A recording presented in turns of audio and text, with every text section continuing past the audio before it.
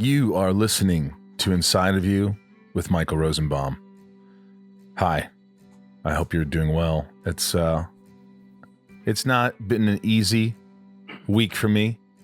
I try to be positive. So I know a lot of you are having maybe a tough week, tough time. Maybe you're having a great time. I hope you are. So Ryan, I hate to throw this on you, but I got to put my doggy down. Oh, Yeah, I got to put Herb down.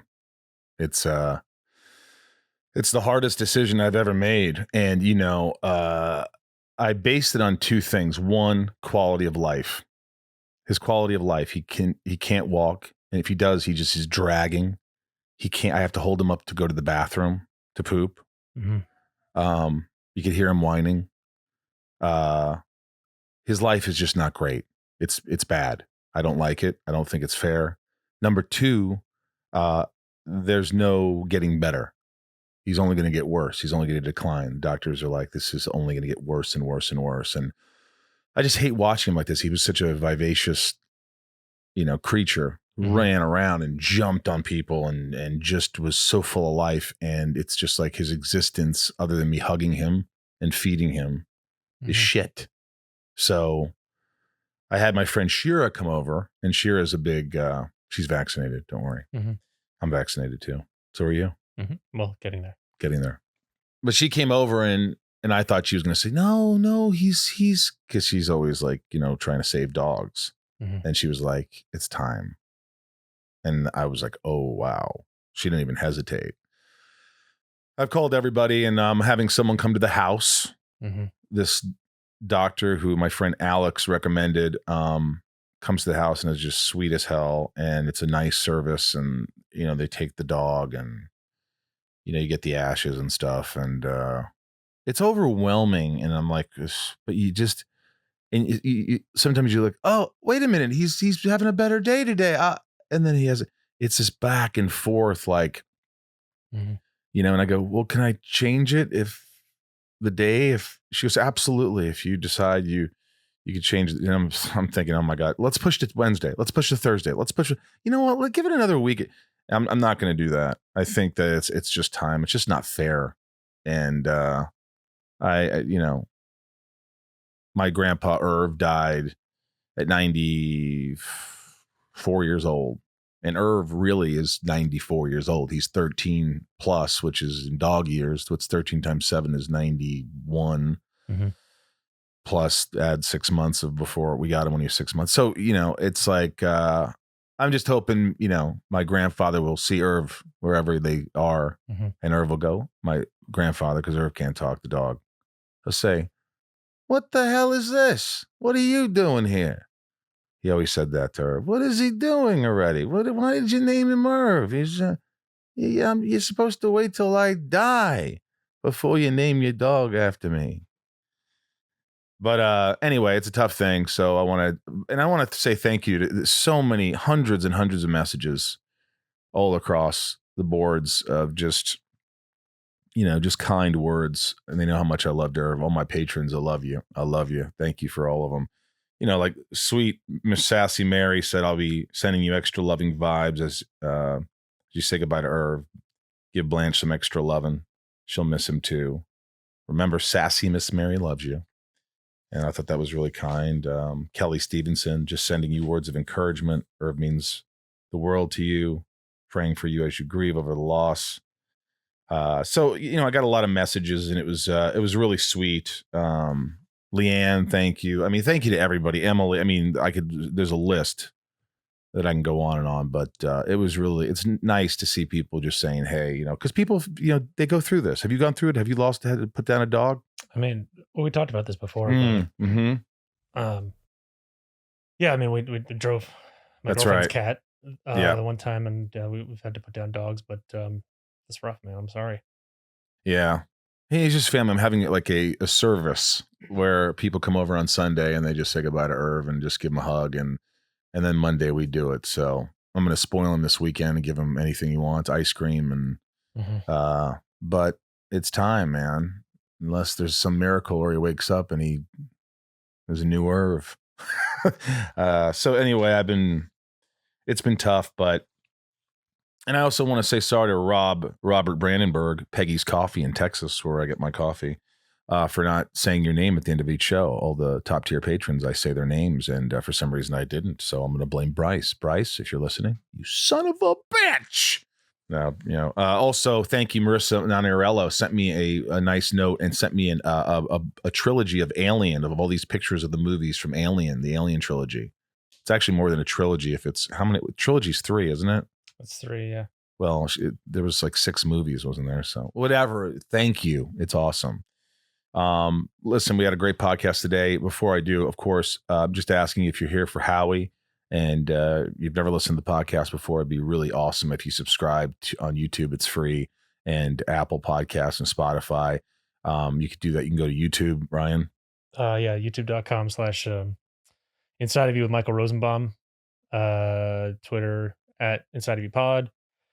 Instagram, Facebook @Inside of You Podcast. That's very simple. Also, Sunspin, my band. Here you go. See this shirt, the logo Sunspin. It's pretty awesome. And merch, 15% off. We're doing 15% off. Just go to sunspin.com, type in Sunspin15. We haven't done any discounts, and we're doing Sunspin15. There's already been tons of purchases and things like that. So go to sunspin.com, hats, lunchboxes, shirts, autographs, all that stuff, and type in Sunspin15. You get 15% off. And of course, the Inside of You store. We have only 30 available, but Bryce thought it would be fun for sale. 30 fanny packs, Inside of You fanny packs. There's only 30 of them. So when they're gone, they're gone. I don't assume we'll be getting more. It's possible, but Ryan put it on, so you might see that on Twitter. Here it is. Thank you. So it's an Inside of You fanny pack. You could just put your candy and your keys, and you could put other things in here, and you put your fanny pack on. It's a nice, lovable fanny pack. But you go to Inside of You store, store, and tons of stuff. Lex Luthor pictures, Smallville lunchboxes, shirts, Inside of You shirts, pictures, everything you can imagine. And that's Inside of You store. Also, hey guys, if you haven't heard the band yet play, we're playing on April 24th. It's the last Saturday of the month. Go to stageit.com. Also, you can go to sunspin.com to book us for Zooms or shows or whatever you want. There's going to be a discount on Zooms as well. But to watch us live on Stageit, stageit.com, type in Sunspin, get your ticket. We have so much fun. We play covers, we play originals, we play songs from Left on Laurel. It's a blast. And Rob and I will be jamming. And we have a brand new setup. So we made the sound better, the video quality better. We're technologically advancing ourselves. All right. This next guest is so open about his OCD. He's so open about everything, his just anxiety. I couldn't believe how open he was. I was almost nervous in the beginning to ask him certain questions, and he opened up and just the floodgates opened. Didn't you think? Oh, yeah. He's a floodgatey open person. And those stories. Because they go. And they're really interesting. What great stories Howie Mandel has. I was listening to Howard Stern, and Arsenio Hall was on, and they were saying, he was like, who was it really hard to go after doing stand-up comedy? Was it hard to go after Sam Kinison or Eddie Murphy? And he goes, Howie Mandel, man. He's like, wait, what? Howie Mandel, man. He crushed. Going up after Howie was like death. He always was just crushing. The audience just loved him. So please listen, please subscribe, and I love you. And let's get inside of Howie Mandel. It's my point of view. You're listening to Inside of You with Michael Rosenbaum.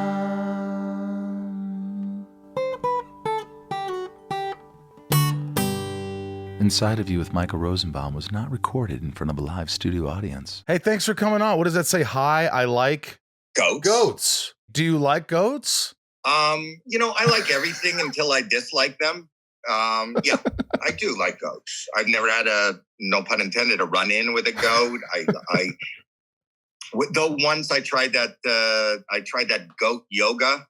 Did you ever try that? No. Have you heard of it? I think I have, but I barely do any yoga. So goat yoga is I don't do yoga either. But and how do you think you've heard of goat yoga? Like you either heard of it, like in passing, somebody said something. I remember somebody saying something about goat yoga, but I never like pursued to. I never.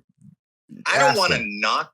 I do want to knock it. It was the stupidest thing. First of all, I don't do yoga, and I'm not knocking yoga. I think everything that helps, anything that helps anybody is positive. But it just seems like we'll buy into, like, so they brought a goat, and the goat was standing on my back, and there's a goat on a goat has got hooves. Wait, are you talking like George Jefferson, kind of the opening of the Jeffersons when the guy's on his back, but there's a goat on your back? You know what I'm talking about? The Jeffersons and then the. I know the Jeffersons, but I don't remember in the opening that he was doing goat yoga.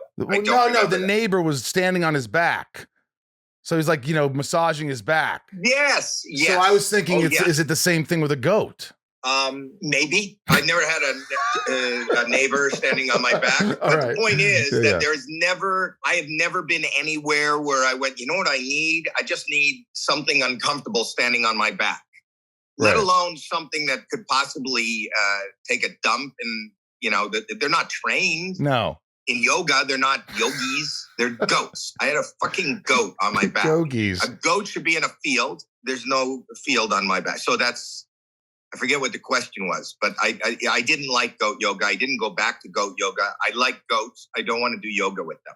Good. Well, you've made that clear. Thank you. And I appreciate that. I appreciate your openness and your honesty. I look at you as someone who I suffer from, I get anxiety, depression. I'm colorblind. We could talk about that like you are. And there's like a lot of things. And then I look at your life and I'm like going, this guy does everything. And with all this other stuff, how does he even go? How does he even function? How does he not always freaking out? And OCD on top of it.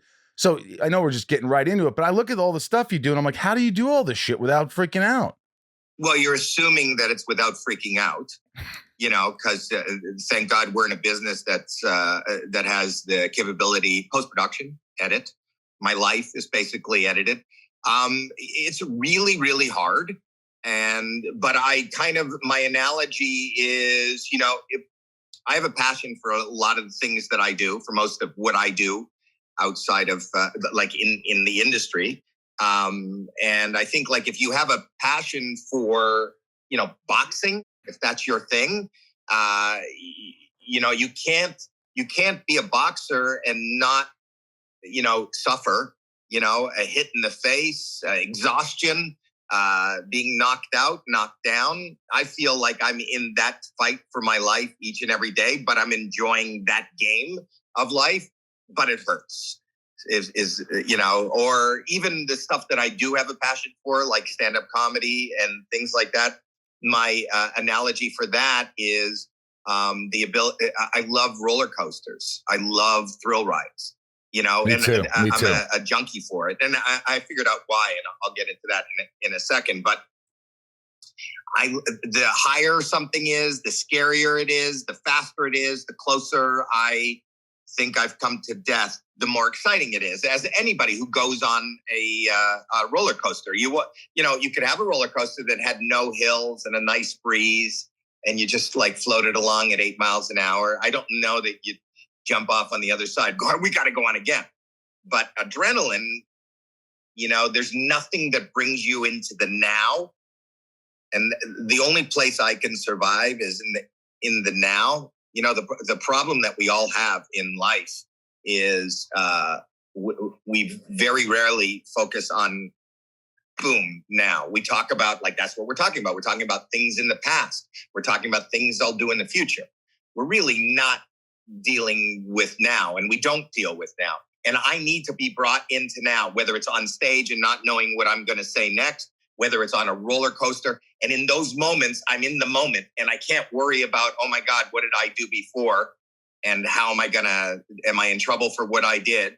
Or I'm not in a frame of mind where I can go, oh, this is probably going to happen in a minute or in the future, so then I don't worry about that. And that's why now is the imperative. And that's the only place that I can survive is now. But that's and strength. That's the only thing that's real. That's strength, though, because you don't even realize that is because adrenaline is a good thing. I love roller coasters too. I love, but sometimes there's roller coasters where I would take out that one turn. That kind of hurt. I didn't like that little twist right there. It was uncomfortable. I felt like I could die right there. I didn't like it. I didn't enjoy it. I wish it wasn't there. But you can't do that in real life. Things just come up and it's like they're twists and turns.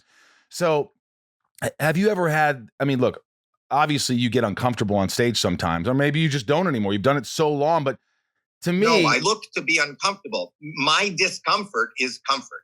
When I'm uncomfortable, it brings me in the moment. It's kind of like that little pinch to see whether you're dreaming. You know what I mean? I need that discomfort. I'm not saying it's pleasant. I'm not saying my ride on a roller coaster is pleasant. I don't want it to be pleasant. And there are things like if you're in the middle of the best fight of your life, as I bringing you back to that analogy that I started with fighting, you're going to get hit in the face. So that is that corner that you didn't like. That's that moment that you didn't like. There's no way to kind of think about and embrace each moment. Be afraid of the next moment. Be afraid of what happened. Hate what just happened. Do what. Those are all real feelings that each and every one of us share. The problem is that for me, mentally, I focus on all those moments. I just need to be in the now and deal with it.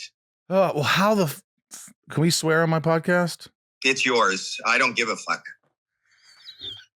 How the fuck do we stay present though? That's the gift that you have. You can be. We don't. No, it's not a gift. I can't. I'm medicated. I go through therapy, but I contend that the human species, we don't use our strength, and our strength is, I think that kind of separates us from the animal kingdom is instinct.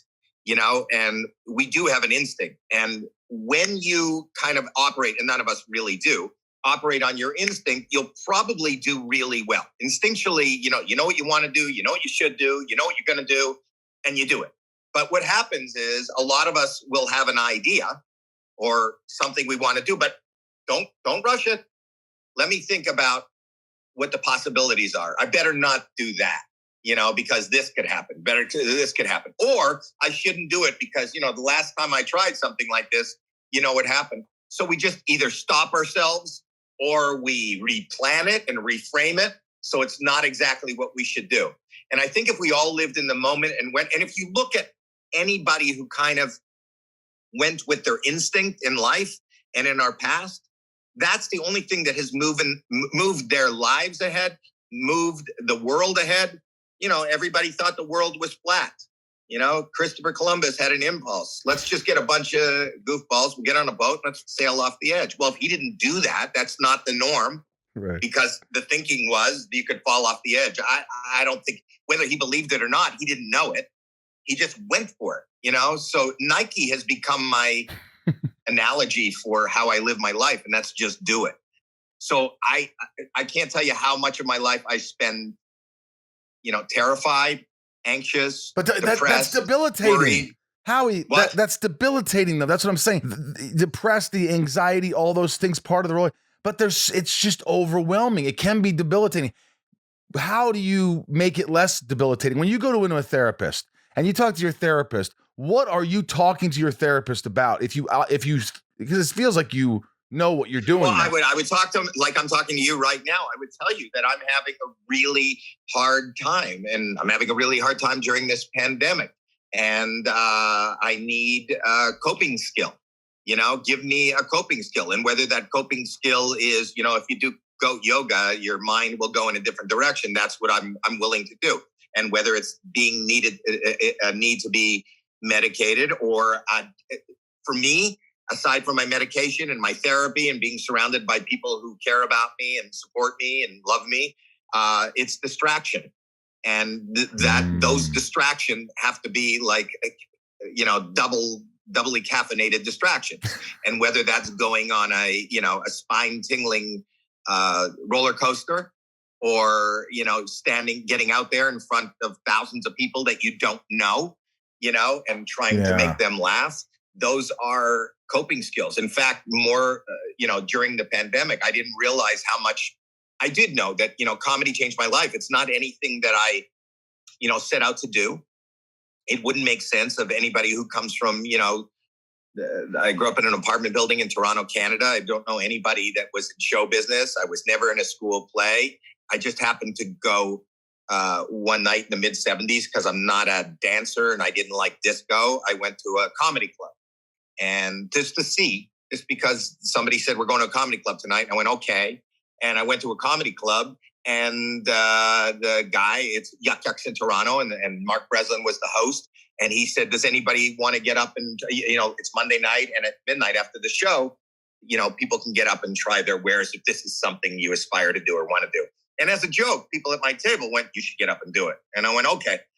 And it's nothing I aspire to do. There was no preparation. You had no material, not nothing on your mind. No. And if you're probably younger than me, but if you go back to YouTube and look at my first, how I started out, see, the joke was going to be, I don't have a GED. I was thrown out of school. I wasn't diagnosed. I'm 65 now. So I grew up in the 60s and the 50s. And, my parents didn't take me any place to diagnose me with severe ADHD and OCD and depression and anxiety. And I can't, it's really hard for me to sit still. It's hard for me to listen. I was up and around. So I got thrown out of 3 different high schools. So when I found this, when my friend said, you should get up, I said, okay. Now, there was no thought process. I didn't go, this is my opportunity to become a comedian. This was maybe funny in the moment because they were going to go, ladies and gentlemen, Howie Mandel. And I was going to walk out. I have a couple of friends in the audience and I'm not even a comedian and I have no material and I'm just going to fuck with them. Wouldn't that be great to do? And that's even further than my thought process went. So I go backstage the next, when I'm going to go on, and Mark Breslin goes, ladies and gentlemen, Howie Mandel. And I walk out. Ta-da. Isn't that funny? I walked out and then I realized I'm standing there, I'm standing there on a stage. There's a microphone there. There's lights in my eye. I'm blinded, but I could see the front row. And now after they've applauded, they don't know me. They applauded my name. I'm standing there and you could see strangers anticipating, right, what you're doing right now. Like the listeners. What now? What the fuck? Yeah, right. Do something. And then I got terrified like I do on a roller coaster. That my adrenaline just bubbled up inside me. And I realized, oh, fuck, this is humiliating. I've got nothing. So I started going, oh, okay. All right, okay. And I'm panicking. I'm trying to come up with something. And they started giggling at my panic. And I'm going, okay, what? And then they started laughing. And you got to watch an old YouTube of me. And then I would go, what? That became your whole thing in the beginning. That was a thing. And they were laughing and laughing and laughing. And I'm going, I got nothing. What? All right. Oh, please don't laugh. Okay. All right. I'm coming up with things. And that was just real pure terror and kind of trying to plan out loud. I'm standing there with my hands in my pocket. I told you I have OCD. This is way before COVID. This is in the 70s, in the 60s. I put my hand in my pocket. I have my rubber glove because I always carried rubber latex gloves because I don't want to touch shit. I use them to open doors and things like that. I bought them at the pharmacy there. And I go, okay. And I took the rubber glove and I put the rubber glove, I just pulled it over my head and I pulled it over my nose. I'd never done that before. I pulled it over my nose and I'm breathing and the fingers are going up and down. And I hear the audience even just roaring. So I start to inflate it with my nose and it blows and pops off my head and the audience applauds. Without knowing, I didn't know that you want to leave them on a high note, but it just felt natural. I went, good night. And I ran off the stage. And Mark Breslin said, can you come back tomorrow? And I went, well, what would I do? He goes, do the same thing. I go, what was it? He goes, just have fun. I go, I don't think I had fun. I think I was terrified. But what I realized, that was the first time in my life that, I didn't have any friends. I really didn't. I was, I was miserable and I was alone and my family was always supportive, but I didn't. So I went back and then that became my conduit to some sanity. There was this place where I could go each and every night where there were a bunch of other ne'er-do-wells, kind of like myself, who weren't at that moment academically, that wasn't their thing. Because I was still in school. So I thought that this was, no, I wasn't at this time. I got thrown out of school and I was working. and making a living, but I didn't care. This was the most fun where I could connect with people I didn't even know. I felt that laughter, even in those moments, even if they were laughing at me, it was the first time I connected with other human beings that didn't have the same last name as me, you know, and just that connection made me feel like I wasn't alone. You know, loneliness is a big part of what I feel. So they were just laughing at me. So I made it. I just went on with, I'll be honest, I had nothing. And even if you look at my young comedian special, I did a young comedian special. When I came out here that next year, I had met some comedians who were playing at Yuck Yucks. I wasn't a comedian, but as I went every night, there was, you know who Mike Binder is?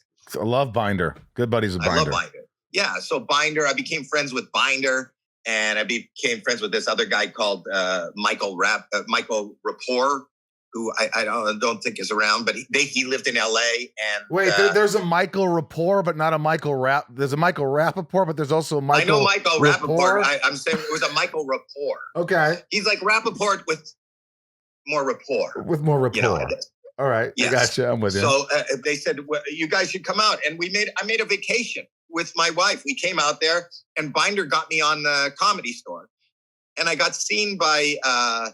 It wasn't Mitzi. It's Mitzi's best friend. I'm trying to remember what the lady's name was. And she goes, you got to be a regular, and told Mitzi about me. Mitzi made me a regular, but I wasn't. At the Comedy Store. Just for our listeners, at the Comedy Store, Mitzi, who ran the Comedy Store, who just recently passed away, God rest her soul, but her friend. Yeah. And there was a producer in the audience from a comedy game show called Make Me Laugh, George Foster. And he came up to me, said, and this is I've been in LA for 1 day. He said, kid, you want to do television? I went, what the fuck? Are you fucking nuts? This is like a dream. This is like, yeah. So he says, come to my office tomorrow. So my first time I was ever on a set, I've been in LA from 3,000 miles away for, 24 hours. I go to KTLA where they do Make Me Laugh. That's the first time I was ever on a studio. I've never even seen a studio before. It was amazing. I was just blown away. And he had me try to make his secretary laugh. And I had nothing. Okay, all right. Puns and just silliness. But he thought it was funny. He goes, can you tape a couple of days? And I taped Make Me Laugh. I got on TV and I went back, and it was a great story to tell about my vacation. But again, not trying to pursue. These are just things that happen. My whole career and my whole life just happened. Just happens. And you could think it's luck. But what I've learned to realize as somebody that's 65 years old, it's not luck. I'll tell you I think we all have opportunity in life, but the natural instinct, well, it's not our instinct. Our natural playbook is to figure out why we shouldn't do it. It sounds stupid. Like if I had to think about being a comedian, I mean, what are the chances? Really, what are the chances? Right. Even look what you're doing today. If you take yourself back 35 years or 30 years and you said, this is what I'm going to, you don't even try it. 2 years ago, ridiculous. I would have said, what are you talking about? Someone said, you should do that. You talk to people. It'd be fun. You're good with what am I doing? And all of a sudden it's been over 2 years. And I never would have thought I would do that. But so that's the thing. I got to say, like, even for you, I'm a huge fan of your acting. I mean, we have something in common. I played a bad guy on Lois and Clark. Yes, Mr. Mixer-Pitlick. but anyway, you're a great actor, and in reading knowing what you do, and before I came on today, you said, "Hey, listen, I had people over my house. I just started talking to them, and I realized this is what I love to do." Right? That the thought process of coming out here and getting into the business and saying, you know what I want to do? I just want to have friends over and people I'm interested in, and talk to them and make that my job for the moment. It sounds ridiculous. It doesn't sound ridiculous on that. You never thought too much. You never you said, yeah, that sounds like, if you would have started dissecting these things like, oh, if I do this, but I haven't done it very long, and all these other comedians, I'd have to at least go for a year before I'm a real comedian, and I should be doing, then you're talking yourself out of it already. It's already over. And then you don't do it. People always say to me on AGT, this is an old saying from somebody before, after I was there for 3 years, I said, I'm not going to see any more. I think I've seen everything. Nothing's going to blow me away. And every time I say that, somebody shows up and it blows me away. And then I realized that we are all creatures who have this massive amount of talent, of productivity, of value. And we as a species spend a good portion of our strength locking away that talent because of our fears and our, we think it's our intelligence because we've thought it over, instead of just doing it. And doing it means making those mistakes, but I don't have the answers. I promise you, I suffer each and every, not a day goes by when I don't feel the pain of whatever it is that What do you wake up? When you wake up in the morning, do you feel anxiety? My biggest anxiety is more when I go to bed at night. So the less active I am, the more I have an opportunity to go down the wormhole. So the quieter things are, the harder it is for me. So if I wake up in the morning and if I have something to do in that time, and I will schedule something so that I can't lie. And if I lied in bed, it would be horrible. Sex at 10:30, and then I'll sleep. You whatever it is, you plug it in there, and then you go to sleep. You're on a schedule. I gotta be. Yeah. Otherwise, I just lie there with nothing to do. And the worst thing that can happen, and it happens now more than not because I'm older and I can't get through an entire night without having to piss. So because I get up in the middle of the night and piss, lying there after I piss, it's not like I don't have meetings to attend. Maybe I don't have a good idea to write down. So then it's just quiet time. And then my mind takes over. And my mind takes over, and it ends in the worst horror movie you could ever imagine, having inside your own mind. Inside of You is brought to you by Helix Sleep. Helix Sleep. I'm telling you, this mattress is so freaking comfortable. I told you all this. My back's crap. Mm-hmm. I have a shitty back. I'm constantly in pain. I can't get comfortable. For some reason, this Helix mattress, it works. They have different types of mattresses you can get. Helix Sleep has a quiz that takes 2 minutes to complete and matches your body type and sleep preferences to the perfect mattress for you. Why would you buy a mattress for someone else? I don't know. With Helix, you're getting a mattress that will be perfect for the way you sleep. Everybody's unique, and Helix knows that. So they have several different mattress models to choose from. They have soft, they have medium. I have the medium. And firm mattresses. Mattresses great for cooling you down if you sleep hot. And even a Helix Plus mattress for plus-size sleepers. I took the Helix quiz. I'm medium.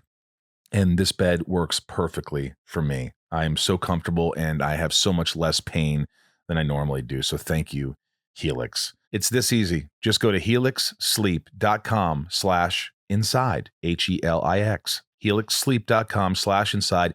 Take their 2-minute quiz, and they'll match you to a customized mattress that will give you the best sleep of your life. And they have a 10-year warranty, and you get to try it out for 100 nights. 100 nights, risk-free. I don't know why you're not doing this now. Helix is offering up to $200 off all mattress orders and 2 free pillows for our listeners at helixsleep.com/inside. helixsleep.com/inside for up to $200 off and 2 free pillows. Get your Helix mattress now. Inside of You is brought to you by BetterHelp. BetterHelp online therapy. I don't know what I would do without therapy. I don't know what you're doing without therapy. Look, the stigma is going away. People are going to therapy. They're getting help. They're working on themselves, and BetterHelp is there for you guys. I think it's a wonderful company. And, if you don't know what anxiety is, talk to most people because they have it. I know I deal with it all the time. And what is therapy? Therapy is really whatever you guys want it to be. For me, it's talking about my problems and unloading these problems on someone who's objective and is not just someone I know, because you'll never tell everything to someone you know. It's better to talk to someone who's a professional who could really help you.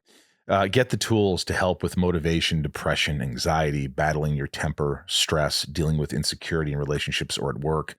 Whatever you need, it's time to stop being ashamed of normal human struggles and start feeling better, because you deserve to be happy. BetterHelp is a customized online therapy that offers video, phone, even live chat sessions with your therapist, so you don't have to see anyone on camera if you don't want to. I like to see my person. I like to see them reacting to me. Why you don't judge me? And they don't judge because they're therapists and they're here to help us. It's much more affordable than in-person therapy. And by the way, I know this, it's a fact. you spend so much more money by going into some place. BetterHelp is much, much cheaper, and your therapist you'll be communicating with in under 48 hours. Join the millions of people who are seeing what therapy is all about, what it's really all about. It may or may not be for you, but it's worth looking into because you are your greatest asset. This podcast is sponsored by BetterHelp, and inside of you listeners get 10% off their first month of BetterHelp.com/inside. That's better, HELP.com/inside. You've been married 40 years, which blows me completely away because, I 41 next week. Well, happy anniversary. And how long did you know before you got married? How long did you know each other? I've known her probably close to 55 years. Jesus. I knew her probably 11. We grew up in the same area. I mean, we haven't been together for 55 years. Understandable. 56 years. I dated her friends. She dated my friends. But I always liked her. She didn't like me. So I pursued and I won. And you always had these OCD things and the ADHD and all these things that you had.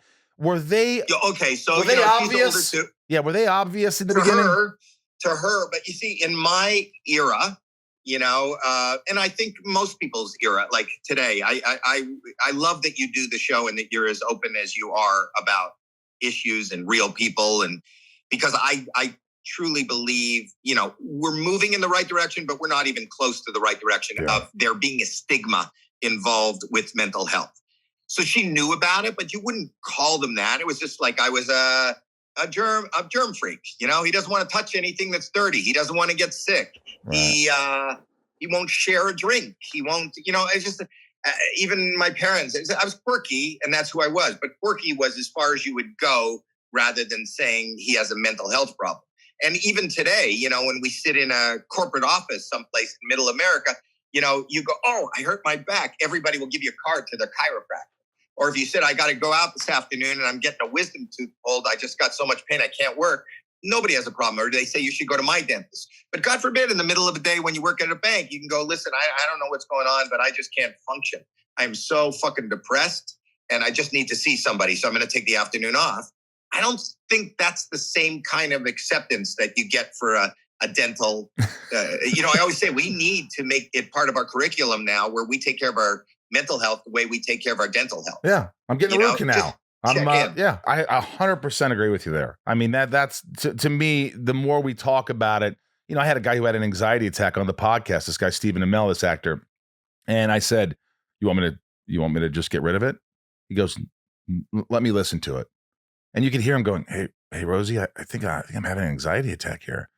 And this guy's, he plays the Arrow. He's a huge comic book guy, And right. He listened to it. He goes, no, I think it's important for people to hear it. And I just admired that so much. And it is, I mean, especially when you're growing up, it just seems, especially in Canada, everybody's kind of tough hockey player. I always imagine that. Like everybody just, the last thing you want to do, everybody's more private in Canada. I don't think that everybody...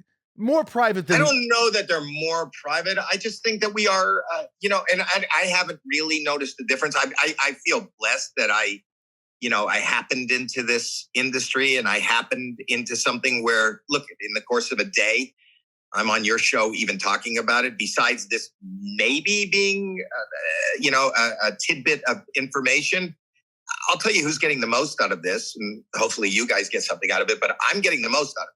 The ability to be able to be open and have a forum where you could talk about it.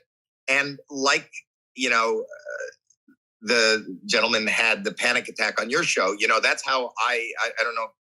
I wrote my autobiography a few years back. Yeah. That's what happened to me. I had a panic attack on Howard Stern's show. And they were fucking around in the room. There was somebody who had done, I think it was anyway, some guy pulled his dick out and was playing with his dick on the show and he was there and then he left and I saw that he touched the door. So when I finished my segment with Howard, I was about to leave and I was wearing like short sleeves and I said, can somebody grab the door? I don't want to touch the fucking door. That guy had his dick all over the door. And they go, no, just open the door. I go, I'm a germaphobe. I don't want to touch the door. They go, touch the door. They were having fun with me. And I said, no. And I went to grab a tissue to grab the door and they knocked the tissue away from me. And then I was trying to pull out my shirt tail and they were holding me from that. And what? I started to have I'd never really talked openly about it before. And I started to have a panic attack. And I was going, and a panic attack feels, for those that have never had one, like I'm having a heart attack. I can't breathe. And I couldn't function, and I was getting dizzy. And I said, Howard, you got to get me out of here. I'm going to end up in the hospital. I go to a psychiatrist. I have something called obsessive compulsive disorder. I'm on medication. Please, you got to help me now. I'm going to pass out. You got to open the door for me. You got to open the door. So he went, okay. And he opened the door. And I went out in the hall, and I was sure that we were in a commercial when I was leaving. He had finished with me, and I was sure we were in a commercial. But I heard, as soon as I walked out the other door, they go, whoa, what the fuck was that? What happened to Howie? And I realized we were on the air, and that went out nationally. And you have to realize, for me, that was the very first time that I had ever mentioned publicly, besides to my own family, my maybe closest friends, and my therapist and psychiatrist, what my issue was. And I was devastated. When I heard it coming through the speakers, I went, fuck. And my first thought was, this is the end. This is the absolute end. Number one, my family's going to hear this, and anybody they know. I have 3 children, and my wife is in LA.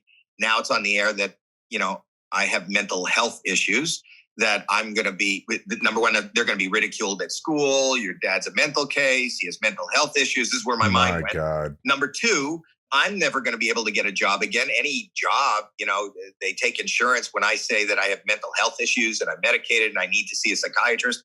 Who's going to want to hire me? And number 3, I'm just so humiliated and depressed.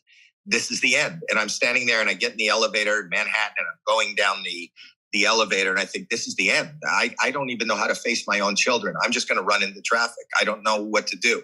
And I got down to the lobby, and I'm looking through the lobby, Manhattan, the most teeming city in the world, with thousands of people out on the streets and the traffic. And I go through the automatic doors, and the doors open. I'm standing there on the sidewalk, and I'm just, getting up the wherewithal to take my leap into traffic.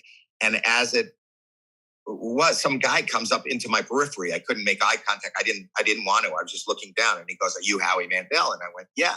He goes, "I just heard you on Stern." And I could physically feel my heart drop into my stomach, and I went, "Oh my God, I'm just going to run." 1, and I went 2, and he whispered in my ear. I could feel the air of his breath on my ear. And he went, "Me too." And this is before Me Too meant what it means now. And I went, I didn't know what it meant. I went, "What does that mean, Me Too?" He goes, "No, I suffer too. I'm very depressed, and I'm very anxious. And it was so, thank you for, doing that publicly." I go, "Well, I didn't do it on purpose." But he goes, it made me feel like I'm not alone. And I said, "Well, and I turned to him, you just opened up a little door for me." The one overwhelming, in our darkest moments, if there was one description that you could give to anybody in their darkest moments, is that they feel alone. They feel like, look what's happening to me. Look at this dark hole I'm going down. Look at what's happening.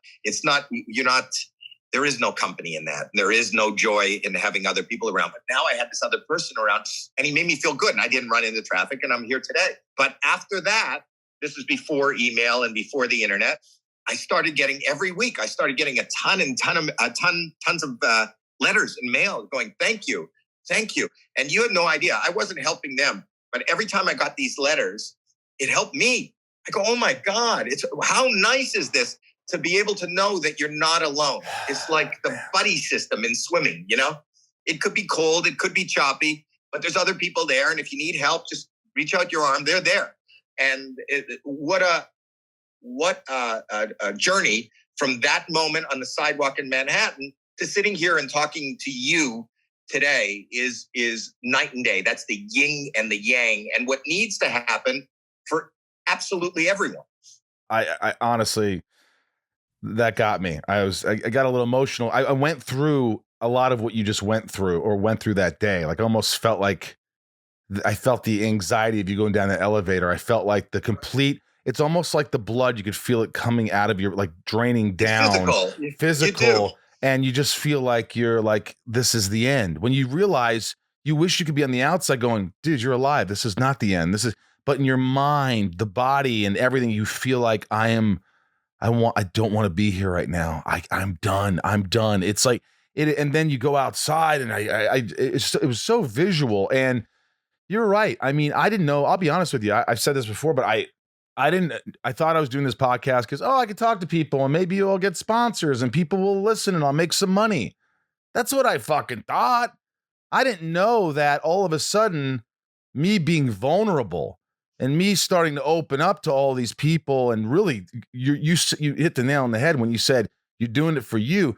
The more I was open and real, the better I felt, and the more people, it would attract more people. And I'd run into folks overseas at conventions or whatever, and they'd come up to me crying, like I was honestly, like I had all the answers. Which I don't. I'm just somebody who talks about problems and things and real life stuff, and get great guests like you who open up and talk about something that might help them. And I realized then that's purpose for me, because I didn't know what, at least it's a little purpose, because I'm always searching for more purpose in my life, but to help people, and I think that's why each of us is put here. I think that, if there is a purpose, it's connecting. And whether you connect, every one of us looks for a way to connect. And whether it's, why do you want to go out and make a lot of money? Because, when somebody's really into that, that's their way of, they believe that that's their connection. If I become, in their mind, successful because I'm rich or I own this company, that's their connection to the world. Everybody's going to look to me. Everybody's going to come to me to buy this thing. We are all, regardless of what you do in life, you're an entertainer. Everybody's going to watch me. Everybody's going to listen to me. If you're a model, everybody's going to look at me. Everybody's going to buy my picture. Doesn't matter what you do in life. We're all doing it to find some way into the world, some way that they want the world to look at them. They want to be connected. Because with mental health is the super disconnector. That disconnects you from everything that's going on, everything that's in everybody else's, periphery, and it just sends you into your own little tunnel. That's what mental health is. So we need to connect. I do this campaign in Canada for Bell Media, and it's called Bell Let's Talk. And we believe that the first step to mental health is just talking. And whether I'm talking to you on a podcast, or talking to my therapist, or talking to my wife, or talking to a friend, and not being recorded anywhere, that's the key. And we don't share. For most people, it's very funny because they always say, like, oh, look at your very show business. To me, the bigger show is the people that aren't in the business. See, I think that show business creativity has given us the ability to peel away everything and kind of be who we are, or we want to be. Whereas when you're in regular life, just because somebody's a banker, and they have to wear a suit and a tie every day, they're creating, that's the bigger show. Because those are the people that, my wife, now that we're in lockdown, we're watching ID, and he was a good member of society, and then he wiped out the whole family next door. I feel like more people outside of this business are putting on shows than we put on, because they're the ones that they have the dress codes of where they work. They're being told they're acting a certain way because that's what they have to do at their job. That's the show. You don't know what's going on inside their real minds. They're putting on a show. Whereas more people in our business, just because we're given the license to, could be honest, and can, in the name of creativity, maybe be our real selves. Wow. That's pretty damn profound. Let me ask you this. Do you think you being medicated, and first of all, was it hard to find the right medication to help you? And B, did it save your life, or do you think you would have gone on, or it was... No, it saved my life. But that being said, it's always I happen to be, that's why I don't know that I'm a good spokesperson for anything. I happen to have, one of my issues is something that is diagnosable and treatable, and is a chemical. People always say I'm a little OCD. You can't be a little OCD. OCD, when you actually have OCD, like other people think they're a little like, oh, it drives me crazy when somebody wants to shake your hand, or I don't like when something's messy. Well, me too. But the point is that if somebody shakes my hand and I'm triggered, if I'm triggered and I have to wash my hand, there are times where I won't stop washing my hand for 6 hours, until it's almost bleeding. 6 hours. 6 hours. I have, not in years, right, but right, I'm right. saying like I'll go just like, if you shook somebody's hand and it was a little moist and it was icky, you'd go, oh, fuck, what was on his hand?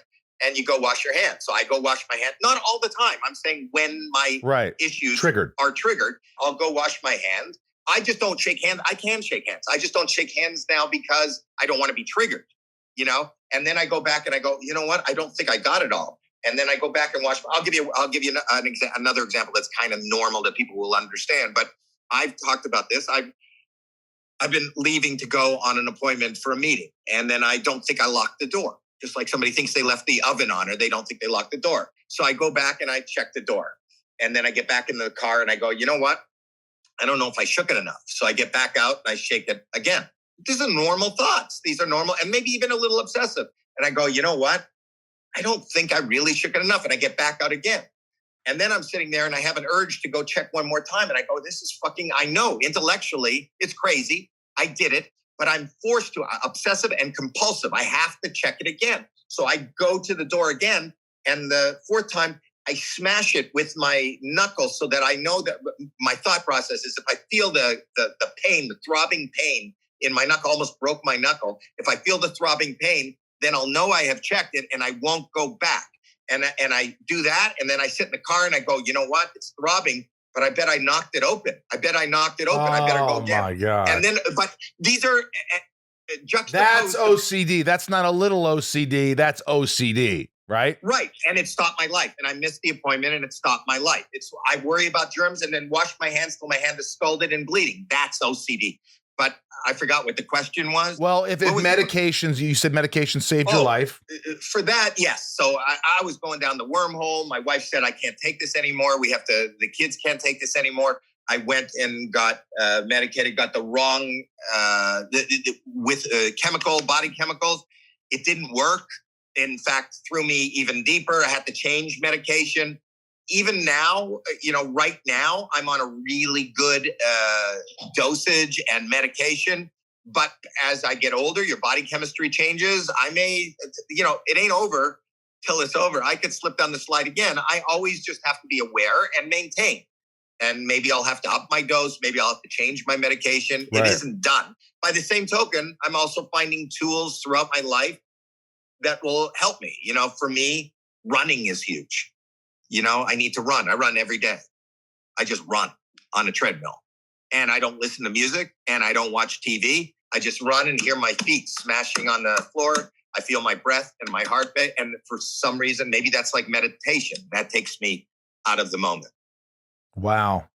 Well, I'm glad you talked about that openly. I mean, I think that's tough for a lot of people. I'm a mess, but I think a lot of people are a mess. And I think that, for me, as even not being diagnosed, this is what I'm a proponent of. There isn't anybody alive that isn't at one point in their life going to be needing a coping skill.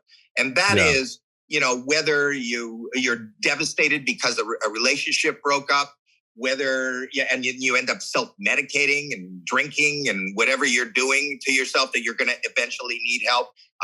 Whether even becoming a parent, I have 3 kids. That's a lot of responsibility. That's a lot of weight, or being told that somebody you love or yourself is incredibly ill, getting a cancer diagnosis. Like nobody goes, it's not part of the curriculum to go to say, how do I mentally help this? And I go speak on Capitol Hill as far as insurance companies I want them to parody the same kind of support. It's really easy to get your insurance company to take care of a fractured femur on your leg. But if you say, I just can't function because I caught my wife cheating, you can't get funded to go sit at a therapist's office. Right. And that could be as, if not more debilitating than a cracked femur. Yeah, I agree. By the same token, even if you are legitimately, if 2 people have the same surgery, but one of them is not that mentally fit, it is tried and proven that the healing process doesn't go as well. Mind over matter is real. It's not just the same. Inside of You is brought to you by Geico. Michael, do you own your home? I own my home, Ryan. Do you own your home? I rent my home. And what's the hardest part about life? Besides paying rent, I mean, there's a lot of things. But it's a big one. But paying rent is up there. Paying your mortgage, paying your rent is tough, and you know it's a pain in the ass. Well, it's a pain in the ass. It is. It's a pain in the. Not only is it a pain in the ass, but when you have to pay all these other people, you pay your auto, you pay your home, you pay. Our time is valuable. So Geico's there, guys, and what are they called? They're called bundling policies. That's correct. Bundling policies. Geico makes it easy to bundle your homeowners or renters insurance along with your auto policy. We have too much to do in our lives, and it's easy to go to geico.com. Everybody's doing it. You just get a quote. You see how much you could save. It's Geico easy. Geico, GEICO.com. Visit geico.com today. That's geico.com. Ryan, it's so easy. A Rosenbaum can do it. Today's program is brought to you by Athletic Greens. I love this stuff, Ryan. I've told you over and over. Guys, listen to this. You wake up in the morning. Some people don't eat. Some people make a really unhealthy breakfast. They're not getting the vitamins. They're not getting the nutrients. What if I told you in one glass, put some powder in a glass of water, mix it, and you're going to get so many healthy things down your face? I would say that's insane. Are you sure? Ryan, one glass of this Athletic Greens has more 75 vitamins, minerals, and whole food sourced ingredients, including multivitamin, multi-mineral, probiotic, green superfood blend, and more that all work together to fill the nutritional gaps in your diet. They increase your energy. I'm telling you as a fact, it's so easy. I just take a packet, I dump it in water, and it tastes delicious. Ryan, you can attest to that. I can, yeah. Get more focus. It aids with digestion, supports a healthy immune system, all without the need to take multiple products. And I just can't take any more pills. I don't want to do it. Athletic Greens is there for you. I use it. I think you should too. And right now, Athletic Greens is doubling down on supporting your immune system during the coming months. They're offering our audience a free 1-year supply of vitamin D and 5 travel packs with your first purchase if you visit the link today. You'll basically never have to buy vitamin D again. Never have to buy vitamin D. Look, whether you're looking for peak performance or better health, covering your bases with Athletic Greens makes investing in your energy, immunity, and gut health each day simple, tasty, and efficient. And here's what you do, folks. All you have to do is go to athleticgreens.com/YOU and join health experts, athletes, and health-conscious go-getters around the world who make a daily commitment to their health every single day. Again, visit athleticgreens.com/YOU and get your free year supply of vitamin D and 5 free travel packs today. That's athleticgreens.com/YOU. I read a couple of things that kind of pissed me off because I felt like it was harassment. I felt like you whipped your head around. No, I mean, they violated you. Like, I read an article where Marshall Faulk, yeah, and I remember that. And let me tell you, yes. The truth is, yes, and he got hit for that a little bit on social media. But the truth is, I kind of have this understanding. You have to realize, for the most part, a lot of people know me as a comedian. So, and I've made it. You're approachable. Well, and not only that, I've talked about it within the context of comedy, you know, and we've made it light. And that particular incident you're talking about was on Deal or No Deal. And it became kind of a funny thing because people were excited there and they wanted to hug me. And I'm like, you know. And what happened? What happened exactly? Oh, he said, you know, he's a germaphobe. I'm going to shake your hand. I'm going to shake your hand. And he was chasing me around the set and he grabbed my hand and he shook my hand. And the truth is, I didn't get triggered that particular day. But people are right. They're going, listen, and it's the people that are suffering the same thing as me, when they understand it's real. And even though I make make jokes about it, like it's, you know, what is real and what's not real? Is he making jokes about being a germaphobe? Who doesn't like jokes? And is he exaggerating it? It's kind of funny to play that joke on me. You know what I mean? Like it's chasing Murray Langston around the office to pull the bag over his head. Right, but it's not funny. But it's not funny if you're triggered. If I would have been triggered, it probably would have ended badly, but I wasn't triggered. But I kind of understand humanity, and I understand people don't know about it. We're talking about this in America. Your right now today, and people who are listening to this podcast, it's a much different world. But, and people are taking mental health really seriously. And mental health has become part of our pop culture. People are open about drinking. People are open, look, Britney Spears all over the news right now. And there's much more of a compassionate lilt to it than there was the first time that she was in the news with all that. So it was a different time. Yeah. I just think that is kind of what that did for me, rather than feeling anything negative about Marshall. I just realized that's the world. The world doesn't understand. The world, if I'm not bleeding and I'm not unconscious, then they don't understand suffering. Did he call you? You? On this podcast, I don't know if people watch this Zoom call, but I'm sitting in a house. I'm smiling. I have an amazing career. I feel like one of the luckiest people in the world. And what kind of bullshit suffering is that? Everybody has their own. You can't feel my pain. Do you ever get mad on America's, I almost said America's Most Wanted. On America's Most Wanted, America's Got Talent. Do you ever get mad at the other guys, like really going, what the fuck are they seeing? This is terrible. How are they loving this? Does that happen between you guys? No, I'll tell you, because this is the sick way. When I first, I tell this story a lot, but when I first like really popped on the scene, and I was doing St. Elsewhere, and I was doing all that, this is the way, and I was getting, when I blew up, I became I was the butt of a lot of jokes. Before there was, I'm not going to name the other comics who have become the butts of jokes, because I don't think there needs to be that. But because I was silly, and because I had props, I was very, I can't tell you how many times I was mentioned in Letterman's top 10 list, and then it was like the last thing. No, we'll take him to a Howie Mandel show, was the funny thing. But what I realized is, I went on sale at one time, Radio City Music Hall. I did Radio City Music Hall, and I put it up on sale, and it sold out in like an hour or 2 hours. And we put a second show up on sale, and that sold out in a couple of hours. And this was in the 80s. And we went to New York, and I did the first show, and I'm up in the dressing room, and we're looking down onto 7th Avenue.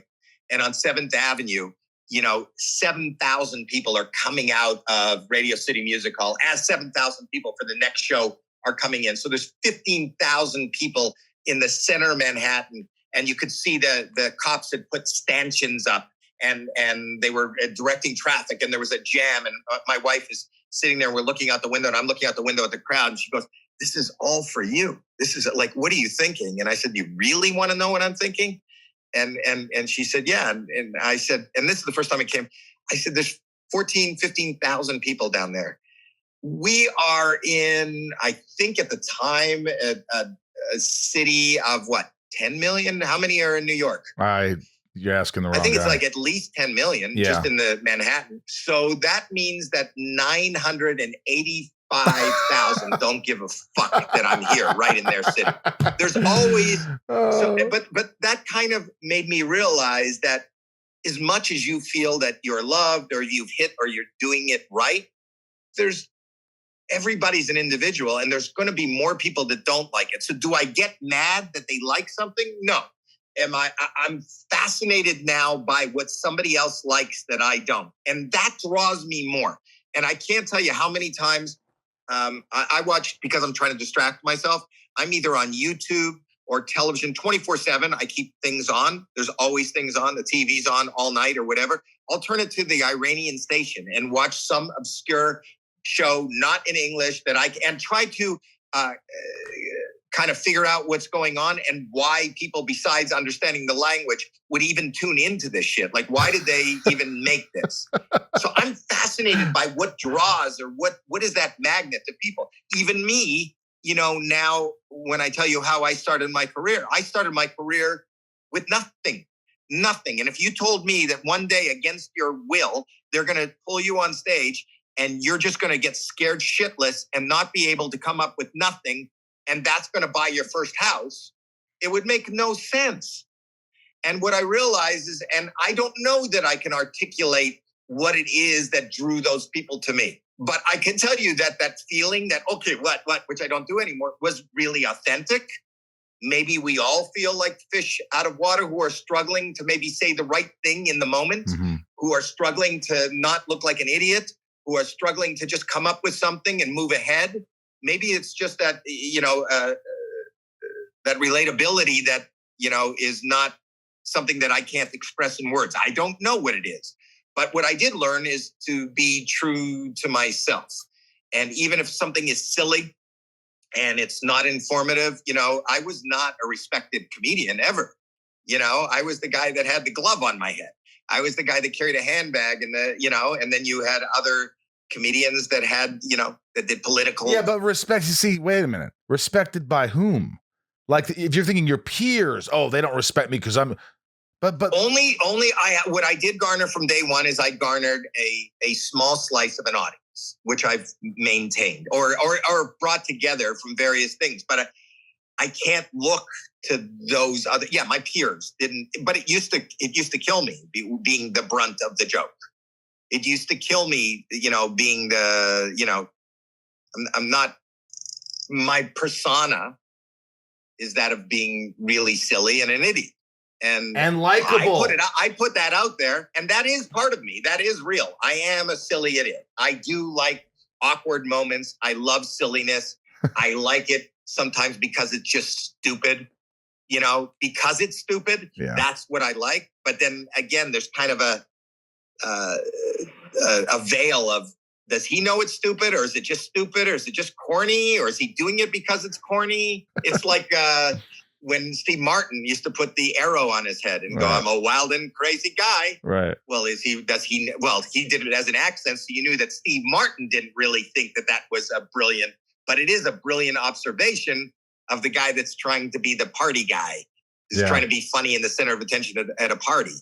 I love that kind of humor, but my favorite kind of thing is when and my family knows this, I don't need the laughter. I like a response. And whether that response, when I walk, my wife is constantly saying, not recently, not in the last year, but who's the fucking joke on? Who's the joke on? You walk out of that store and they think you're the biggest fucking idiot in the world. And who's the joke on? I kind of like that. I like when they don't know that I'm kidding and they just think that I'm an idiot. I love it. I don't know why I like that, but I love that. Hey, this is Shit Talking with Howie. Rozzy, can you still do the voice of Bobby from Bobby's World? I'm guessing yes, but you won't. So we can move on. I will. I can do it. I can do it. That voice is a voice that I got. Wow. I talk about it in my act. I was choking on a piece of cake at school and at a birthday party, and everybody was laughing at me. And I used to do that from the back of the room. But it's funny. It became the voice from Bobby's World. But it was also, I did the Muppet Babies. I was Skeeter on the Muppet Babies. Yeah, and you were voice. Gizmo in Gremlins. Same voice. Unbelievable. You probably made so much money off just doing that voice. Made a fortune. I did really good. And right now, they brought him back. He's on a Mountain Dew commercial. So I did it again. But I did that. But I did other voices too. I did Animal and Bunsen Honeydew. Jesus. I remember the Bobby that I remember when I was a kid is going, I can't do it. But I was like, my name is Bobby. And sometimes people say, hey, Bobby. And I say, what? Hey, Bobby. What? Yeah. I can do. What? He says, what are you doing? Mommy put you on the potty. Every time my mommy puts me on the potty, I cry. Why do you cry? Because it's my potty and I'll cry if I want to. Was that in tune? that came off kind of weird. I just remember it's my potty. That. Everybody quoted that. That was quotable. It was fun. It was like memorable. I love that. Thank you. Lisa H., one of my favorite movies he has been in is Walk Like a Man. Any fun memories from working on that movie? All around great cast. It was an amazing cast. No fun memories as much as a lot of pain still in my lower back. And these aren't real teeth in front of me because Christopher Lloyd, who played my brother in it, there was a thing, for those that don't know, I was raised by a pack of wolves and I did this whole movie on all fours. And most of the movie on all fours. And I had a bite down on this bone and then he rips the bone out of my mouth. He was supposed to rip it out on the count of 3 and he went 1, 2 and ripped. And you could see in the film, there's a piece of white. It looks like there's a piece of meat flying, but it's actually my tooth. My tooth flew out of my head live. And I got up, they yelled, cut.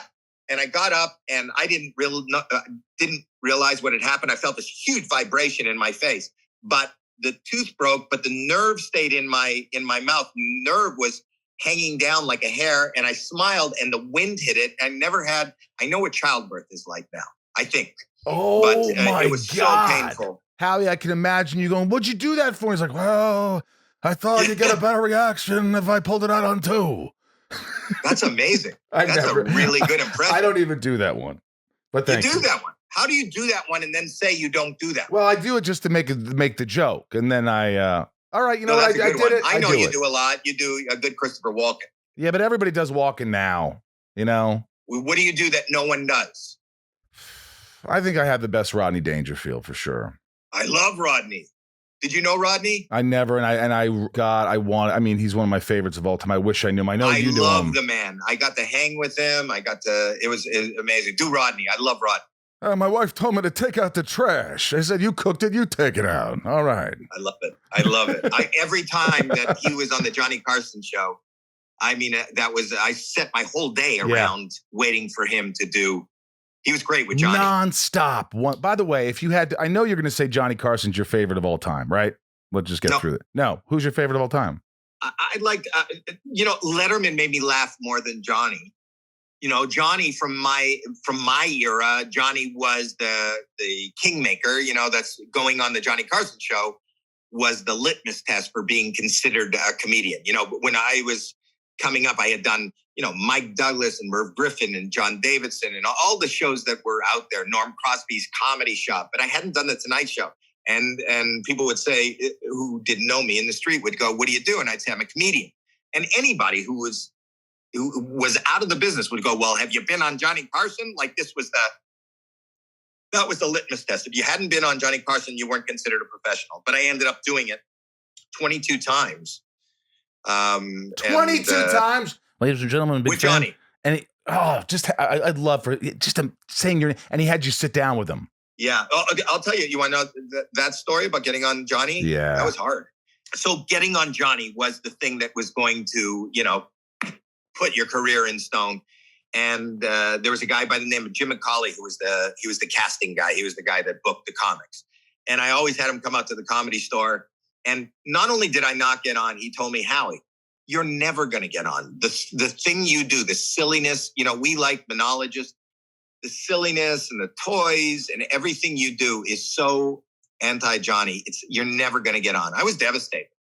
And then Joan Rivers started hosting the Tonight Show. She was filling in for Johnny. I remember that. And when she was filling in for Johnny, the ratings were through the roof. She was a big star. So much so, but this is before that, so much so that Fox ended up hiring her. And, when Fox became a network, the Joan Rivers show became their late night satellite. They took her because it was so big, and she ended up being an enemy of Johnny's. I know. So she would come, she lived in New York, but she would come to LA when she was filling in for Johnny, and she would work, as everyone did, they would work out their set at the Comedy Store.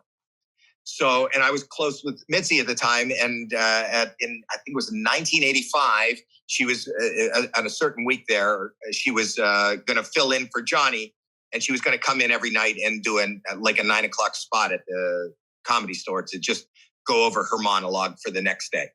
So I asked Mitzi if she could book me. Everybody did 5-minute segments, 5-minute sets.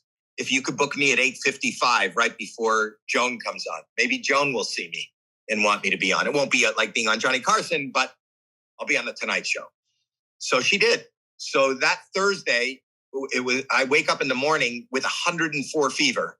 I'm like fucking dying. And this is the one time Joan Rivers, I'm supposed to play that night. I'm sitting there and I'm shivering and I go, I'm not going to have this opportunity again. I'm not going to be able to call Mitzi next week and say, put me on at 9:55 again. Let's do it. I got to take this opportunity. So I got into the car and I'm shivering and I'm driving through Laurel Canyon and I think I'm going to crash the car. I'm so dizzy. Anybody who's had a high fever just knows you're like rubber. I don't know how I was even sitting in an upright position.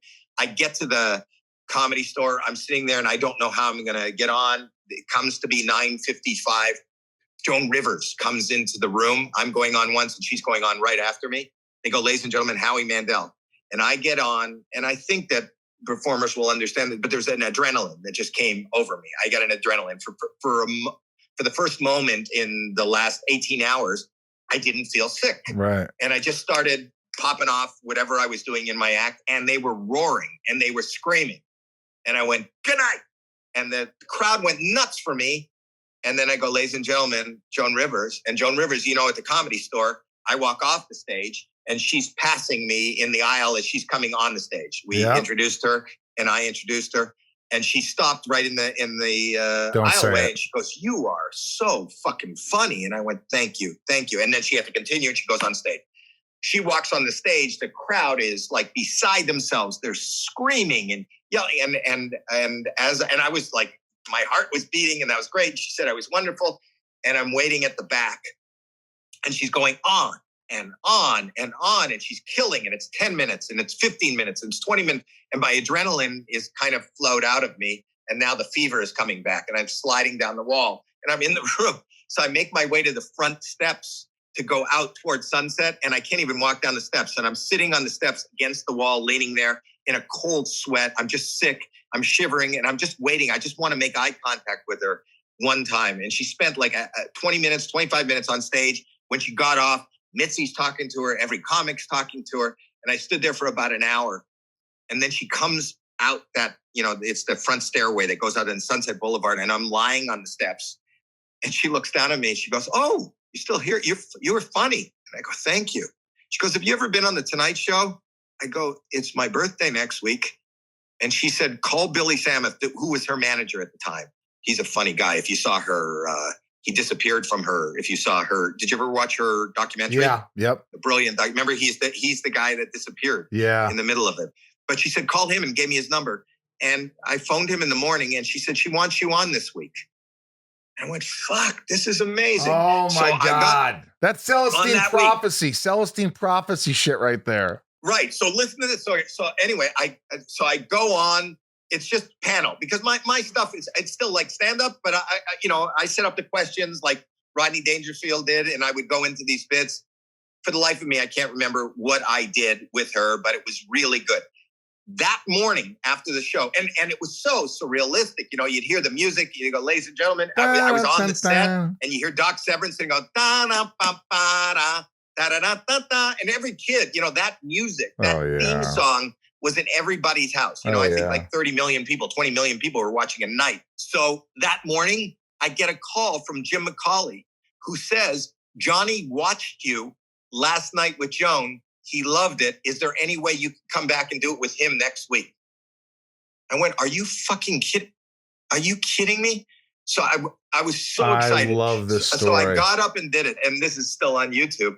And I said, listen, he's beat into my head that my shit is not what Johnny likes. I'm so afraid that my shit is not what Johnny likes. But you know what?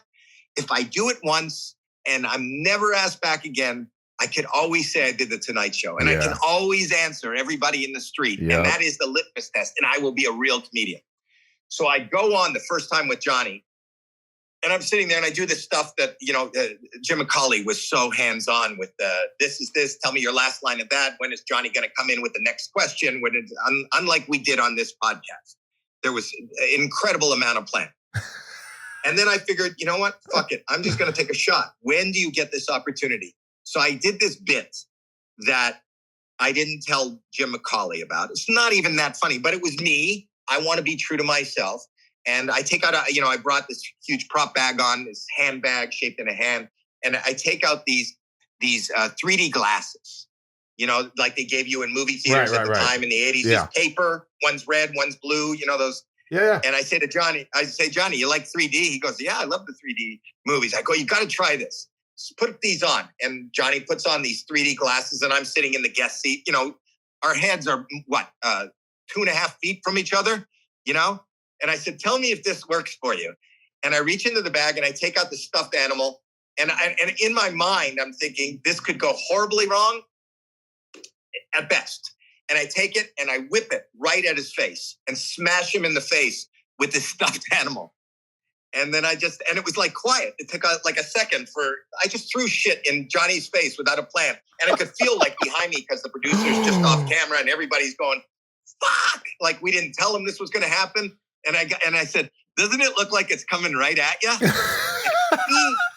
It took a second. He just broke up laughing and went back in his seat and was kicking and everything and just loving it. And everybody blew up. And that was it. He had me back every 2 weeks for 22 weeks until I got banned from the show. Unbelievable. Until you got banned from the show. Yeah. Why did you get... Last time I got banned, I'll tell you what that was. So I did it 22 times. And then they called me one time. I was there. They loved me as a guest, and they knew that they could call me anytime anybody fell out the same day, and they would get it done. I would show up and do a spot. So they called me one time, and I was in the middle of doing a movie. I was doing a Fine Mess with Ted Danson, and we were at this Laird Studios in Culver City. And I get a call, and I'll never forget this. This was the time that the person that was booked was Sammy Davis Jr. And Sammy Davis Jr. that afternoon got diagnosed with throat cancer and had to cancel. That's when he found out he had. So they called me at 2:30 in the afternoon. Jim calls me and says, hey, listen, you'll be the lead guest. Sammy had to leave. You got to come in. And I go, Jim, I'm always there for you, buddy, but I got nothing. I can't. He goes, you got to do it. I don't know who else to call. I've made a couple of other calls. Nobody, you're the only one who answered. You got to. I go, Jim, for you and for Johnny, I'll be there. But here's what I got to ask of you. I don't have any time. I can't sit down. I'm in the middle of a movie right now. And I know I'm wrapping at 3:00. So I'll come from right here. I'll come to the studio and shoot. But I don't have any material. I'll think of something, but I can't think of things, tell you the things, have you go over the set, change things. I don't have any time for that. So can you just trust me? He goes, there's nothing else I can do right now. Yes. So I couldn't think of anything. So I was at the studio, at Laird Studio, and I go into their prop department. And in their prop department, the first thing I see is there's like this 25-foot long, giant plastic saber-toothed tiger. So, a prehistoric tiger. So I said to the guy there, I said, how much would that cost? Can you just put that on the dolly and ship it to Burbank? And he goes, well, that's be about $500. And then I just looked up, and I have no reason why, but this is kind of like the beginning of this conversation where I'm not giving it any thought, but I don't know why. I always believe in opportunity. Like maybe these things are showing themselves to me because they're supposed to. So there's a giant carrot. So I said to the guy, could you tie the carrot on top of the saber tooth and then ship that to Burbank? And he goes, okay, I'll throw that in. So then I called Jim McCauley and I said, Jim, there's a truck coming. It's got like a 30-foot saber-toothed tiger and a carrot on it, and just accept it. And it's for me, and just leave it backstage. I'm going to pull that out with me. And he goes, well, what's the joke? I said, I don't know. Please, just take it. And then they go, Howie, we need you on the set. And they called me, and I was back on the set. I get wrapped. I go down to Burbank. He does his monologue. It was a tough monologue. He didn't have a good set. It was one of those nights where he goes, the audience last night was so good, but this wasn't, he had a tough time. I don't know that he was in a great mood. And they go, our first guest, always funny. You know him from St. Elsewhere. You know him from this. You know him from that. The always funny Howie Mandel. And the audience, the Doc Severinsen starts playing music. The audience is applauding. And the curtain opens. They page it back. And there I am. And I got a rope. And I'm pulling this dolly with this giant 30-foot saber-toothed tiger and a carrot on it. I'm pulling it toward the set, through the curtain. The audience is going, the music is going, and I get to the riser where he has his desk and the couch where the guests sit, and the head is coming over the riser, and I try to lift the head, the first wheels, onto the riser, and I couldn't. So I say to to Ed McMahon, this side, could you help me lift? He goes, he looks at Johnny okay. So he's helping me lift. By this time, the music has ended and the applause is ended. It's just quiet. And so you hear the two of us just kind of lift up that, but we're lifting it and we can't move it forward. So I say to Doc, is there any way you can come around and help me, like just push it so we can get it onto the riser? So Doc comes around, and we're probably 30 seconds since the applause has ended and the music has ended. And that's an eternity, you know that, on television, of silence. And he starts pushing from the back end. So when they get the front wheels onto the riser, the head comes up, and now it's blocking the whole desk. You can't see Johnny. And on these talk shows, they don't ever really move the camera, but you can hear on the headset, you can hear the director going, fuck, fuck, camera one. And I see them going up and they're like shooting down on top of Johnny and they're moving cameras around to where they've never had to move before. And I continued to push from the back until the whole front of the desk was blocked. And then I sit down and I'm like I'm sweating. And from a weird angle, Johnny is just sitting there and he's tapping his pencil. And he's looking at me. And he goes, so? I go, so? It's great to be here. He goes, and? And I go, and? He goes, well, what's this? What is? And he's pointing at the saber tooth and the thing. And I go, I don't want to talk about it. Anyway, I'm doing a movie now. Talk about it. Really? I said, I'll talk about anything. I don't mind. This is just something I don't want to talk about. And it was blocked. And I could see that he was not, you know that. You show up for a show like this. You don't want to have to work crazy hard. You don't want to have to, everything is planned. He shows up every day. He's not I could tell he wasn't happy with me. He didn't say anything to you? He didn't say, Howie, this didn't work. No. So here's what happened. So he goes, you don't want to talk about it? No. I said, I might be visiting my parents tomorrow or whatever. And then finally I could see he was mad. And I go, listen, my grandmother knitted this for me, or I threw out something. He goes, okay. And I can't remember who was on, but he goes, we'll be back with Debbie Reynolds right after this. Now the segment was supposed to be longer. So we go to commercial and I was supposed to do 2 segments. I did 1 segment. He said, we'll be back with Debbie Reynolds. As soon as we went to commercial, he made no eye contact with me. Stagehands came up and they removed the saber-tooth tiger and the carrot. He didn't say a word. He was talking to Freddie, to his Cordoba, his executive producer. And we came back from commercial and he said, this next actress you've seen forever. And they brought out Debbie Reynolds and I moved down the couch. And Jim McCauley said, he doesn't want to work with you anymore. I did it afterwards with Shandling and everybody else, but he didn't want to ever do it with me again. And he never told you why, never called you, nothing. That was it. Oh, I knew why. I made it hard. He didn't want it. It's just annoying. He doesn't need to. It was just that. The same thing happened with David Letterman. I thought on David Letterman once, I did a Letterman. I didn't do Letterman for 15 years. When David Letterman was first at NBC and he was on after Johnny, I went and did it. I was in New York. Jeez. And I sat down. I just thought it would be, and I didn't plan because I always like the real discomfort. And I went on there once and I said to him, I'm on for about 2-3 minutes. And I said, it's great being here in New York. I have a friend that lives here in New York. Do you mind if I say hi to him? And he said, no, go right ahead. So I got up and left and I never came back. And the thing is that, which I thought was kind of funny and makes for maybe a good story on your podcast, but they weren't thrilled with it. Well, you know what? You pulled the Fleetwood Mac. You went your own way. And that's the whole thing. I mean, you really took a chance. You wanted to be different. Plus, it wasn't like your first time on Carson or your 21st time. It was your 22nd time. You took a chance. You thought it'd be ridiculous and fun. It didn't work out. Right. But here's the thing.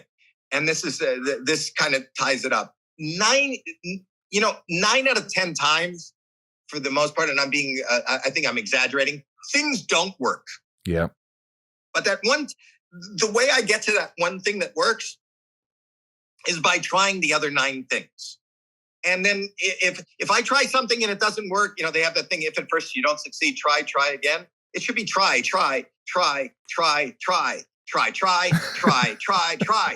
and keep trying until it works. And what I learned from just saying, I just say yes to everything. I'd never say no.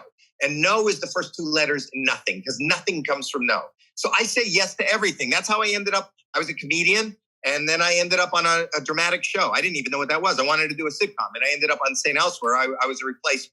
And I got to work with Denzel Washington. I didn't want a game show host. I would have never, if you talk to any comic from the 90s or the 80s or even the early 2000s, no comic would do it. We were the punchline. I mean, the game show host was the punchline in comedians' repertoire. Right. I was the first one that did that. It went through the roof. And now I'm sure Steve Harvey should say thank you, Howie, because after Deal or No Deal did so good, then they hired Jeff Foxworthy to do Are You Smarter Than a Fifth Grader? They hired Louis Anderson to do Family Feud. Then true. They hired Bob Saget to do, he did 1 versus 100. And then it's always been comedians now that are being hired to do game shows, but it wasn't before that. That is very true. Last question for you. Does your hair still grow back? Because in Howard Stern, you said that it did grow and you did it to be clean. It was more of a clean That's thing. when I first shaved it, I was not bald. I think that since then, in all my worry and all my fear and all my old age, I don't think it would grow back in the shape that it was in. First of all, it's pure white. Good shape. There isn't, but I can feel that it has receded. It has receded from where it was when I was a young tyke. No, I don't think it would grow. I don't think it would look great. I'd probably look like my hair would be further back, like what's his name? The E equals MC square by Einstein. Yeah, but it was way further back, and I'd have that. Right. That'd be interesting, though. Hey, look, you've got this autobiography called "Here's the Deal, Don't Touch Me," which was out a couple years ago. Which you have, I'm sure you have tons of these stories in there. Yeah. More stories. But more importantly, you have a new podcast. Yes. And it's with your daughter. Well, so here's the thing, just to be honest with you, kind of like you enjoy talking to friends. I became so disconnected during COVID that I'm sitting, phoning people, Zooming people, talking to my daughter, just fucking trying to get through each and every day. And whether we get on the phone together, me and my daughter, and do prank calls and order bullshit things called want ads, buy products, weird products offline, all the things we've been doing in COVID. The one thing I miss is the opportunity, like a platform just to do it on. And in lieu of everything else, I'm just loving this opportunity, even coming on other people's podcasts and doing this. And it's called Howie Mandel Does Stuff. Right. Which is, we wanted to be that specific. With Jacqueline Schultz, which is your daughter. And you guys just pretty much prank calls, have intense conversations, funny conversations, quoting people, doing just pretty much everything. We do everything. We do, whether it's, I have friends on and guests on, whether we do prank calls or, we like the want ads and calling them and trying to land other careers. Or, she's also, she's a teacher and an influencer, and she does these reviews and unboxings and things like that, which we make fun of. It's just a fun, we're just having fun challenges. I love it. It's just stuff. And it's stuff I like to do and stuff that I would normally do sometimes on stage, but I get to do it with a family member and friends. And it's going to be available. It is available everywhere. All right. That's it. You can find it anywhere. Are you going to be on YouTube, or is it going to just be audio? No, we have it. We're doing it. Are you on YouTube? I am. So you'll be seen. We're doing it like this. Yeah. Like this. You got to do it like this. I love this. I didn't know nearly as much about you as I thought, as I just learned. And your stories and the way you look at life is sort of like, I think we're all train wrecks, and it's just like, we're just trying to stay on the tracks, or at least close to them. Right. And, I feel like just some of the things you said just really hit home. And I thank you for being so open and candid. And it was a pleasure. I thank you for giving me this opportunity to talk to you. And maybe when this is over, we can get together in person. I would love that. I would love to spend some time with you. You seem like a cool guy, and I've been a fan of yours for a while. Well, ditto. A big. I know. I'd like to buy a vowel. Yes, that would be. And look, Howie, thank you for allowing me to be inside of you, and I can't wait to meet in person. Thank you. All right. Me too. Bye-bye. Bye. Bye. I love that guy. I feel like, sometimes you make friends. I feel like I could, I email Howie. Howie, I listened to Stern. I heard him talk about you. Oh, really? What? I like Howie. I never thought I'd like Howie. That's great. You just watch him on TV, and you're like, oh, okay. I don't know if I'd ever like Howie. I like him, but I don't know if I'd ever be friends with him. I mean, he's a big celebrity, and he's whatever. And then you meet him, and you interview him, and you're like, hey, we're just two dudes. Hey, two dudes. Two dudes that are a little neurotic. Yeah. Did you like him? I liked him. You did. He had some great stories. I like those old. I like old showbiz stories. Old showbiz stories. Yeah, I like them too. So hey, thanks guys. Thanks for listening. And once again, if you like the show, please subscribe. Spotify, Apple. It's right here. Also on YouTube. It's a wonderful thing. It really helps the podcast and helps us grow. And I hope you grow with us and join us every week. Remember my band Sunspin. We're playing on Stage It. Go to stageit.com and get tickets. Just type in Sunspin. Go to the Inside of You online store, get Lex merch, Smallville's, t-shirts, tons of stuff. And of course, sunspin.com. 15% off. Type in Sunspin15 and get 15% off all merch. We've got lunch boxes and shirts and coasters and tons of great stuff. So there's that. My patrons, thank you so much. I really love doing this. It's a lot of fun. You know, sometimes I hear these conversations on like Stern and they're talking and they have people call in all this stuff. And I think, I'd like to do that. I'd like to be able to talk to Ryan like, hey, you know what? Let's get my mom on the phone here. Mom, why are you fucking nutty? You're like, oh, Michael, I got the thing. And I'd love to. I think it would be a really fun variety show. I think I could kill it. You know, having my mom call and having like, you know, and then Ryan reads the news. Here's what's in the news. And should we not do that? You want me to read the news? Well, you know, here are the news clips. This is a headline, and then we talk about it. Uh-huh. And then we have somebody else we call in and go, what do you think about that? Oh, we're here with, a celebrity call-in or whatever. Uh-huh. Or we got some crazy person calling in. I just thought, tell me what you think. Ryan's laughing at me. Here we go. This is the top tier patrons. These are the people that support the podcast the most, but all of you are amazing and appreciate you. Robert Brandenburg, not forgetting you this time, Peggy's Cough House. Nancy D, Mary B, Leah S, Trisha F. Gosh, you're good. Sarah V, Little Lisa, Yukiko, Jill E, Brian H, Lauren G, Nico P, Robin S, Jerry W, Robert I. Or it could be Robert L. Oh, it's Robert I. It's Robert I. Yeah, it's capital I.